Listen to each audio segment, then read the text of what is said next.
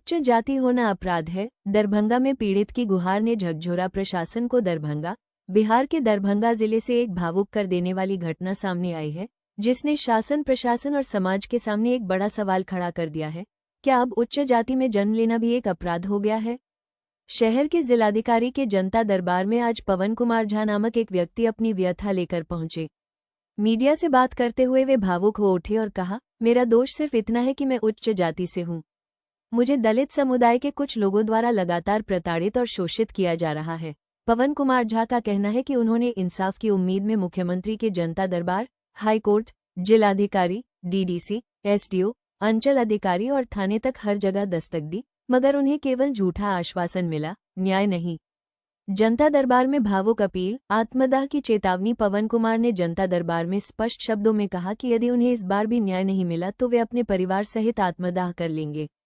आज का दरबार हमारे लिए अंतिम उम्मीद है। यदि अब भी न्याय नहीं मिला तो हम जिलाधिकारी कार्यालय के समक्ष आत्मदाह करेंगे।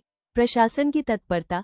पवन ने बताया कि जिलाधिकारी ने मामले को गंभीरता से लेते हुए तत्काल डीसीएलआर को जांच और समाधान का निर्देश दिया है। डर और असुरक्षा का माहौल। पीड़ित ने ये भी खुलासा किया कि वो अब अपने घर में सुरक्षित महसूस नहीं करते। स्थानीय विधायक, एसडीओ और थाना प्रशासन से डर के कारण मैं अपने परिवार के साथ दरभंगा शहर में इधर उधर रात बिताने को मजबूर हूँ। सामाजिक ताने बाने पर सवाल। इस घटना ने समाज के उस पक्ष को उजागर किया है जहां जाति आधारित पक्षपात केवल एक तरफा नहीं रह गया है। अब ये सवाल खड़ा हो रहा है कि क्या कोई भी नागरिक, चाहे वो किसी भी जाति से क्यों न हो, सुरक्षित महसूस कर पा रहा है? अब निगाहें प्रशासन पर टिकी हैं कि वो इस गंभीर मामले में कितनी तत्परता और निष्पक्षता से न्याय सुनिश्चित कर पाता है। पवन कुमार झा की पीड़ा न केवल व्यक्तिगत है, बल्कि यह पूरे सिस्टम के लिए एक चेतावनी है कि यदि इंसाफ समय पर न मिला तो पीड़ितों की आवाजें सड़कों पर उतरेगी। इंसाफ मांगते मांगते जो है ना, अब होता है कि माँ बेटा बाप आत्महत्या कर लूं, इंसाफ नहीं मिल रहा है। मुख्यमंत्री साहब के जनता दरबार में गए थे, वहां पे से आदेश हुआ था कि डीएम साहब मौके पे जाए और तुरंत रास्ता को खोले। मुख्यमंत्री साहब ने निर्देश दिया था, लेकिन विधायक की राजनीति के चलते जो है, विधायक की राजनीति के चलते रास्ता नहीं खुल पा रहा है हम लोग का। ये जमीन कहाँ है, मामला कहाँ है? ये मामला है प्रखंड गौरा बोराम का, पंचायत कन्हई का मामला है। वार्ड संख्या 6 है। कब गए थे आप मुख्यमंत्री के जनता दरबार? 16/1/2023 को हम मुख्यमंत्री की जनता दरबार में गए थे। वहां से आदेश हुआ था कि डीएम साहब मौके पे जाए और इस समस्या का तुरंत समाधान करके, तुरंत समाधान करने का निर्देश दिया था। फिर हम दरभंगा आए। दरभंगा यहाँ पे आए तो डीएम साहब जो है छुट्टी पे थे। उस वक्त डीएम साहब ड्यूटी पे नहीं थे, उनके जगह पे चार्ज में था डीडीसी मैडम। उस वक्त 16/1/2023 को डीडीसी मैडम थी। डीडीसी मैडम ने क्या किया, अनुमंडल पदाधिकारी को फोन किया। हम चले गए अनुमंडल पदाधिकारी के पास। अनुमंडल पदाधिकारी आए, सारा कुछ देखे, बोलते हैं यहाँ पे जो है सभी का रैयत जमीन है, यहाँ पे ऐसे रास्ता नहीं होगा। आप घर जब बनाए थे तो किस रास्ता से चलते थे?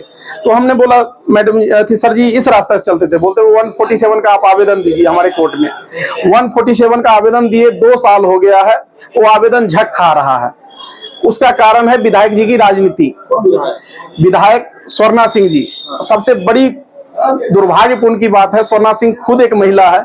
मेरी माँ महिला जो है, मेरी माँ के साथ ऐसा दुर्व्यवहार हो रहा है, कोर्ट में मारपीट होता है। एसडीओ साहब के कोर्ट में।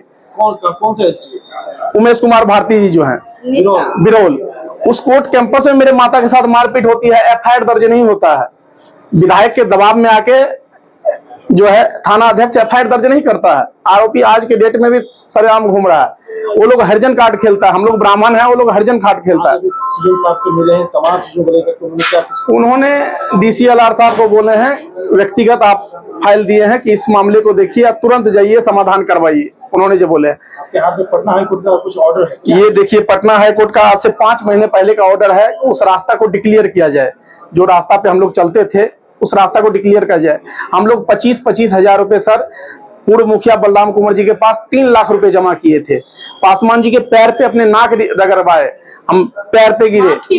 मेरा चाचा भी उनके पैर पे गिरा, पासवान जी के, जो भाई आप जो है रास्ता दे दीजिए, पैसा लेके दे दीजिए, कोई बात नहीं। वैसे तो आपका दायित्व नहीं बनता है पैसे लेने के, क्योंकि आप ढलाई कराए हुए हैं, आपने ईटा खरंजा सारा सरकारी योजना से, लेकिन आप तब भी पैसा ले लीजिए। जो सड़क है वो सरकारी सड़क है या किसी की रैयती है? रैयती है, लेकिन उस पे ढलाई हुआ है, सरकारी योजना से ढलाई हुआ है। हम सब 20 साल चले हैं। हम लोग 40 साल से उसी रास्ता पे चलते थे। कितने परिवार उस रास्ता पे चलते 20 परिवार का पक्का मकान बना हुआ है, कहीं पे कोई किसी के पास रास्ता नहीं है। कभी रोक टोक नहीं हुआ था? कभी रोक टोक नहीं हुआ था, जब तक उन्हीं के दादाजी तो हम लोग को बसाए, उनके दादाजी ही हम लोग को सबको बसाए। लेकिन वो एक बंदा है शंभू झा नाम का, वो विधायक के साथ मिला हुआ है। विधायक जो है स्वर्णा सिंह के हस्बैंड, इसमें सुजीत कुमार सिंह जो है उनका इन्वॉल्वमेंट है। रंजीत सिंह जो उनके देवर हैं, जो सुजीत सिंह का भाई है, उनका वर्डिंग है हाई कोर्ट का बाप भी आ जाएगा तो रास्ता नहीं खोलने देंगे। उन दोनों का इन्वॉल्वमेंट के चलते 5 साल से रास्ता नहीं खुल रहा है। इस कोर्ट का जो विषय था, माननीय मुख्यमंत्री के यहाँ गए, डीएम साहब का ऑर्डर है, क्या वहाँ जो एसडीओ है विरोध, उन्होंने कभी इस पे कार्रवाई नहीं? वो कार्रवाई उनके दबाव में काम कर रहे हैं। उनके एसडीओ साहब के सामने मेरी माँ को पीटा जाता है। जब एसडीओ साहब जांच में जाते हैं ना, उस टाइम मेरी माँ को पीटा जाता है वहां पे। सीओ साहब अपनी गाड़ी में बैठा के उस आरोपी को लेके जाते हैं थाने पे। थाने में दरोगा जो है कोई कार्रवाई नहीं करता है। विधायक का फोन आता है, 10 मिनट में आदमी बाहर। जो मारता है मेरी माँ को 10 मिनट के अंदर विधायक जी लेके चले जाते हैं उनको। और हरिजन एक्ट का, दलित एक्ट का जो है हम लोग को धमकी देता है। दामाद है मुखिया, विरोल पंचायत का दामाद मुखिया है। अब विधायक के दम पे सारा खेल हो रहा है, मतलब माननीय मुख्यमंत्री जी का आदेश, लेकिन कोई सुनवाई नहीं। माननीय जिलाधिकारी ने क्या कहा? उन्होंने तो जैसे जिलाधिकारी जी से मिला हुआ सारी बात बताया। उन्होंने डीसीआर साहब को बोले हैं कि तुरंत इस मामले को देखिए, तो इंसाफ मिलेगा कि नहीं मिलेगा, कि हम लोग सबको आत्महत्या करके मर जाना पड़ेगा। मर जाएंगे सर हम सब। जब हम लोग को इंसाफ नहीं मिलेगा जी के क्या करेंगे? आपको 20 परिवार है, लेकिन सिर्फ आप लोग यहाँ पे आए, और लोग क्यों नहीं आए? सर सबने कोर्ट में एफिडेविट दे दिया है। कोर्ट में एफिडेविट, उन लोग दबंग लोग हैं, उनसे लड़ना नहीं कोई चाहता है। एफिडेविट में ये लिख के दिया है कि पासवान द्वारा जो है रास्ता को बंद कर दिया गया है। हम लोग रास्ता देने के लिए तैयार हैं, हम लोग का कोई दिक्कत नहीं। पासवान द्वारा दीवार देके जो है रास्ता को बंद कर दिया है। केवल एक पासवान या पूरे? एक पासवान है, वहाँ कितना जमीन है उनका? 2 घर है। 2 घर है। नाम है उनका? एक का नाम है कमल पासवान, एक का नाम है हरे राम पासवान। आपका क्या नाम है? मेरा नाम पवन कुमार झा है। ये मेरी माता है अनोखा देवी, इन्हीं के नाम से कोर्ट में आवेदन है, इन्हीं के नाम से हाई कोर्ट का डायरेक्शन है। मैं गया था माननीय मुख्यमंत्री जी के पास, वहां से उन्होंने निर्देश दिया, लेकिन जिलाधिकारी साहब महोदय नविंदर नाथ झा, अगर जिलाधिकारी साहब चले जाते उस वक्त, लेकिन थे नहीं, इनकी भी गलती नहीं है। अगर कहा जाए आप क्या चाहते हैं प्रशासन से? प्रशासन से हम कुछ नहीं चाहते हैं, सिर्फ इंसाफ चाहते हैं, आपसी सद्भाव चाहते हैं। पासवान जी भी हमारे हैं, ठीक है कि नहीं? उनके बाप दादा ने हमको बसाया है। अभी तक इंसाफ नहीं मिला तो फिर आगे क्या? घर से मेरा चलने का इंसाफ का हमको लग नहीं रहा है कि हमको इंसाफ मिलेगा। फिर क्या करेंगे? जो स्थिति, फिर अब माँ बेटा सब आत्महत्या कर लेंगे, मर जाएंगे, क्या करेंगे?